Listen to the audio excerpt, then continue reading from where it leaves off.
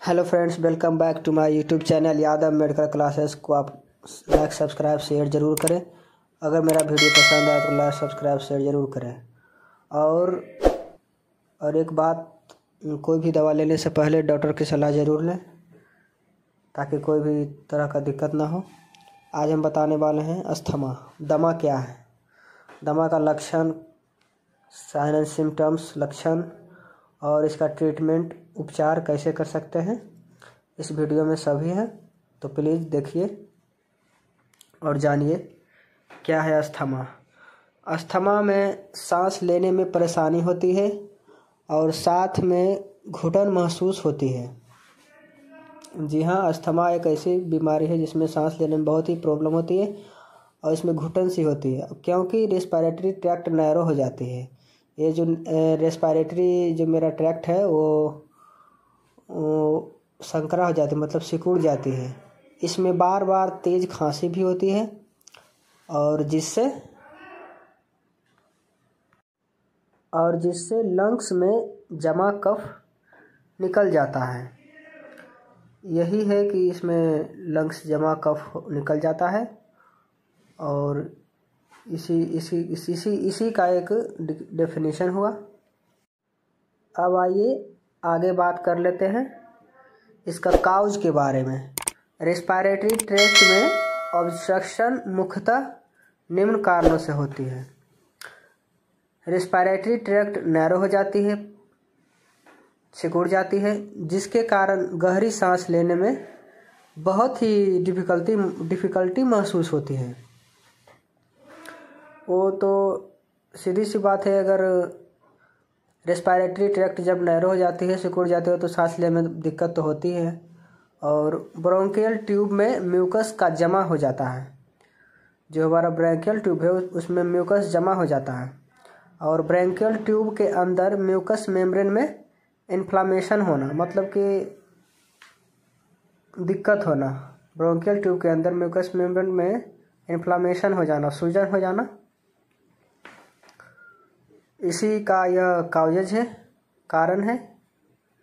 और अब आइए नेक्स्ट पॉइंट बात कर लेते हैं। अब इसका नेक्स्ट पॉइंट बात कर लेते हैं। इनके अलावा कुछ कारण इस प्रकार भी हैं कि एलर्जी होना और एनवायरमेंटल पॉल्यूशन, बाहरी वातावरण का जो पॉल्यूशन होता है उसमें दिक्कत हो सकती है। इसलिए हमेशा बाहरी जगह जब जाने लगे तो मास्क पहनकर जरूर जाएं ताकि कोई भी तरह का दिक्कत ना हो, प्रदूषण से बचें। और इस तीसरा है रेस्पिरेटरी ट्रैक्ट में इन्फेक्शन हो जाना, श्वास नली में संक्रमण हो जाना और ब्रोंकी के आसपास के मसल्स में स्पास्म हो जाना, दिक्कत होना। यही इसका इस प्रकार का और भी काउजेज हैं। अब आइए इसका नेक्स्ट पॉइंट बात कर लेते हैं। अब इसका साइन एंड सिम्टम्स के बारे में बात कर लेते हैं। साइन एंड सिम्टम्स का क्या है, लक्षण क्या है। फर्स्ट है ब्रीथिंग में डिफ़िकल्टी, खासकर नाइट में। अक्सर जब इस अस्थमा वाले पेशेंट जो रहता है उसमें नाइट में बहुत ही ज़्यादा ही डिफ़िकल्टी हो जाता है सांस लेने में। और है सेकेंड पॉइंट, ब्रीथिंग के दौरान व्हीजिंग साउंड सुनाई देना, मतलब मोटा आवाज़ सुनाई देना। और थर्ड पॉइंट है ब्रीथलेसनेस, सांस फूलना, और इसमें सांस भी फूलता है। रैपिड तथा फास्ट ब्रीथिंग। फास्ट ब्रीथिंग का मतलब है कि बहुत ही तेज़ी से सांस लेना। रैपिड मतलब तुरंत, मतलब ज़्यादा से ज़्यादा सांस लेना, दिक्कत होना। और फोर्थ है नाइट के समय शॉर्टनेस ऑफ ब्रीथिंग होना। रात के समय हमेशा छोटे छोटे सांस लेना पड़ता है, उसमें बहुत ही दिक्कत हो जाती है। और कफ आना, खांसी आना, चेस्ट पेन होना, टाइटनेस होना और थ्रोट इरिटेशन रहना, मतलब थ्रोट में इरिटेशन मतलब दिक्कत होना। और रेस्पिरेटरी इन्फेक्शन में बार बार होना, रेस्पिरेटरी इन्फेक्शन बार बार होना। और फैटिक का मतलब थकान होना। इसमें आम बात है कि अस्थमा में थकान तो होगी ही, जब ये सब सारा दिक्कत रहेगी तो थकान रहेगी। यही इसका साइन एंड सिम्टम्स हुआ। अब आइए आगे बात कर लेते हैं इसका इंस्ट्रक्शंस के बारे में। इसका क्या निर्देश है, इसे हम कैसे बच सकते हैं, इसका कुछ घरेलू उपाय भी हैं। देखिए, फर्स्ट पॉइंट में फैमिली में शांत वातावरण बनाएं, क्योंकि अस्थमा में स्ट्रेस एवं इमोशनल टेंशन्स का मेन रोल है। शांत रहने का प्रयत्न करें और खुली हवा वाले स्थान में रहें। ज़्यादा से ज़्यादा फ्लूइड इंटेक करें, क्योंकि इससे लंग्स का म्यूकस लूज पड़ता है।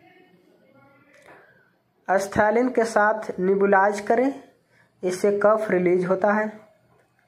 पानी में थोड़ी हनी या शहद डालकर दिन में कई बार थोड़ा थोड़ा पिएं, खासकर जब अस्थमा का अटैक हो। रिलैक्सेशन, अस्थमा के पेशेंट को रिलैक्स रहना चाहिए, क्योंकि टेंशन के वक्त अस्थमा का अटैक ज़्यादा होता है। पेशेंट को रेगुलर एक्सरसाइज करनी चाहिए, जैसे योगा हो गया, स्विमिंग हो गया, प्राणायाम हो गया इत्यादि। ऐसे पदार्थों का यूज बंद कर देना चाहिए जिनसे एलर्जी हो। अगर ये आप निर्देश का पालन करते हैं तो इससे जल्दी राहत मिल सकती है, जल्दी बच सकते हैं, ज़्यादा दिक्कत नहीं होगा अगर ये सब का पालन करते हैं तो। समय समय पर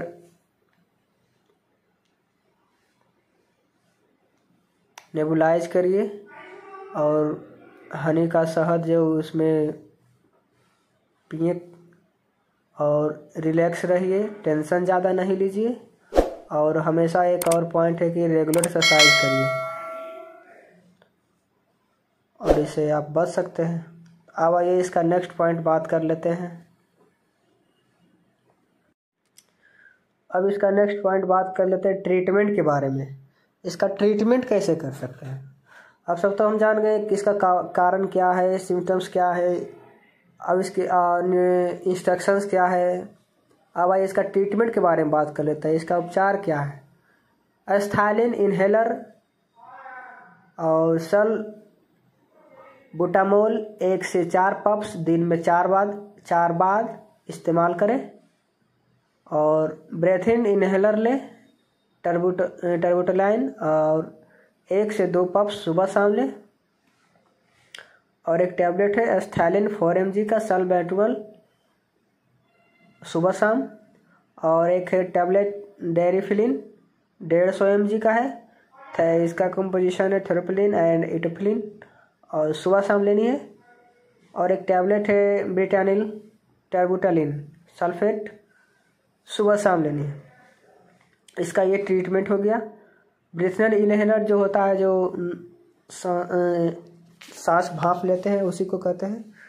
इसमें ये दवा मिलानी पड़ती है, टर्बुटलिन सुबह शाम लेनी है। ये सब अस्थमा का जो ये सब 4 mg का है, ये सब टैबलेट आती है, इसको भी सुबह शाम लेनी है।